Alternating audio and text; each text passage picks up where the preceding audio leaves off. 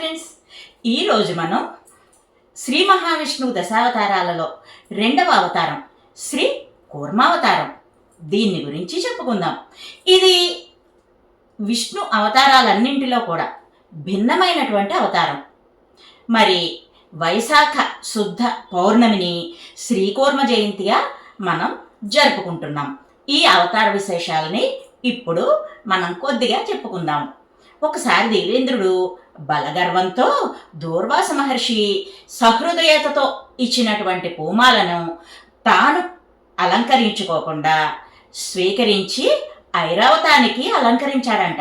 దానికి కోపించిన దూర్వాసుడు దేవతలను శక్తిహీనులను కమ్మని శపించాడంట. అందువల్ల దానవుల చేతిలో ఏ యుద్ధం వచ్చినా ఏ ఇబ్బంది వచ్చినా ఈ దేవతలందరూ ఓడిపోతున్నారు. మరి ఇంకా ఆ రాక్షస బాధలు తాళలేక ఎదిరించేటటువంటి శక్తి లేక శ్రీ మహావిష్ణువుని శరణు వేడారు.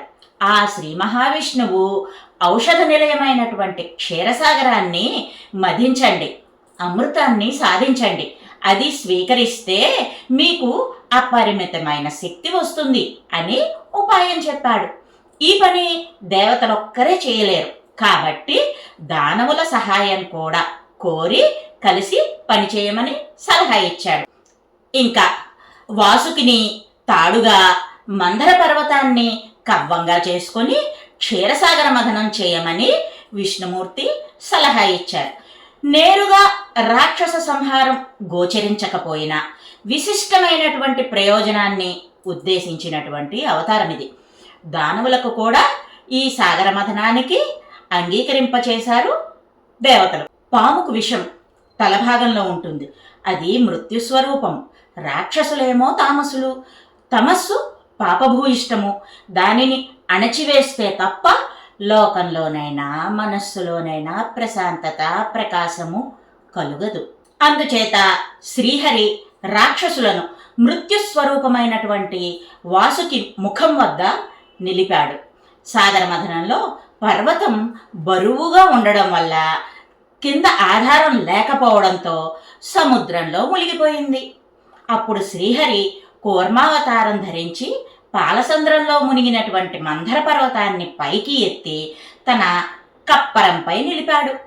తొలుతగా పుట్టినటువంటి విషమును శివయ్య స్వీకరించి గరళకంఠుడయ్యాడు.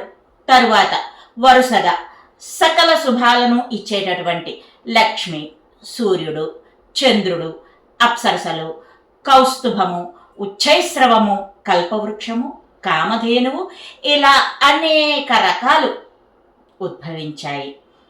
చివరికి ధన్వంతరి అమృత కలశాన్ని చేపట్టి బయటకు వచ్చాడు. శ్రీ మహావిష్ణువు మోహిని అవతారాన్ని దాల్చి అమృతాన్ని దేవతలకు మాత్రమే దక్కేలా చేశాడు. అసుర లక్షణాలు తేజోవంతం కాకూడదు, ప్రాణి మనుగడకు రక్షణ ఇచ్చే ఉద్దేశ్యంతో భగవానుడు ఈ పని చేశాడు. ఇక కూర్మం స్థిరత్వానికి ప్రతీక. కూర్మం అంటే ప్రపంచానికి ఆధారభూతమైన వాడు, సృష్టికర్త అని పురాణాలు చెబుతున్నాయి. కూర్మానికి నీటిలోని క్రిములను మురికిని నశింపచేసేటటువంటి గుణం ఉంది. ఆధ్యాత్మిక కోణంలో మనిషిలో ఉండేటటువంటి కామ, క్రోధ, లోభ, మద, మాత్సర్యాలు అనేటటువంటి క్రిములను నశింపచేసేవాడు కూర్మనాథుడు.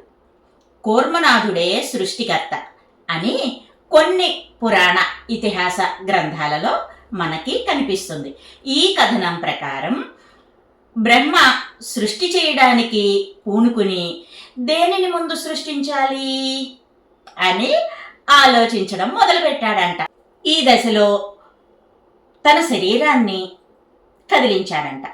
అందులోంచి కొన్ని ఋషి సంఘాలు పుట్టాయి. వారే అరుణులు, కేతులు, వాతరసనులు. ఆయన గోళ్ల నుంచి వైఖానసులు పుట్టారు. వెంట్రుకల నుంచి వాలకిల్యులు జన్మించారు. అదే సమయంలో బ్రహ్మ శరీరంలోని సారమంతా ఒక పెద్ద కూర్మంగా రూపాంతరం చెంది నీటిలో సంచరించడం మొదలుపెట్టింది. దానిని చూసినటువంటి బ్రహ్మ నువ్వు నా శరీర మాంససారం నుంచి పుట్టావు కదా అని ప్రశ్నించాడంట. నేను నీకన్నా ముందు నుంచి ఈ జలంలో ఉన్నాను అని కూర్మం చెప్పిందంట. దానితో బ్రహ్మ ఆ కూర్మ రూపమే పరమాత్మ అని గ్రహించి, నీవు నాకన్నా ముందు నుంచి ఉన్నవాడు కనుక కురుష్వ అంటే సృష్టి చేయి అని చెప్పాడంట. అప్పుడు కూర్మనాథుడు సూర్యుణ్ణి, ఇంద్రుణ్ణి, అగ్ని తదితరాలన్నింటినీ సృష్టించాడంట. ఇలా జగన్ నిర్మాణ కర్మ చేయడం వల్ల ఆయనను కూర్మ అని అంటున్నారని, అలా పిలువబడుతున్నాడని కొన్ని పురాణాలు విశదీకరిస్తున్నాయి. మనిషిలో ఉండేటటువంటి అరిషడ్వర్గాలనే క్రిములను నశింపచేసేవాడు కూర్మనాథుడు. మరి పట్టుదల, ఓర్పు, సహనం మనిషికి తప్పనిసరిగా ఉండాలని, అప్పుడే లక్ష్యం నెరవేరుతుందని కూర్మ రూపంలో ఆచరణాత్మక సందేశం ఇచ్చాడు శ్రీ మహావిష్ణువు. శ్రీహరి జంబూద్వీపంలో కూర్మరూపుడై విశ్వరూపుడై ప్రకాశిస్తూ ఉంటాడని బ్రహ్మపురాణం చెబుతోంది. ఈ కూర్మానికి వెన్నులో మేష వృషభరాశులు, తలలో మిథున కర్కాటకాలు, ఆగ్నేయంలో సింహరాశి, దక్షిణ ఉదర భాగంలో కన్య తులలు, నైరుతిలో వృశ్చికం, తోకపై ధనస్సు, వాయువ్యాన మకరం, ఎడమవైపు కుంభం, ఈశాన్యంలో మీనరాశి ఆక్రమించుకుని ఉంటాయంట.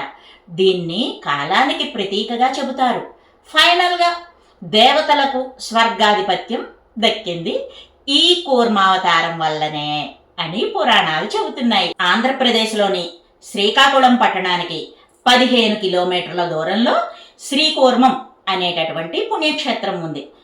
దేశం మొత్తంలో ఇది ఒక్కటే కూర్మావతార మందిరం.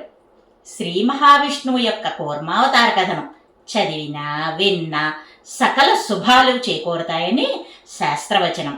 ఓం నమో నారాయణాయ నమః. మరొక మంచి వీడియోతో మళ్ళీ మీ ముందుకు వస్తా. By bye friends.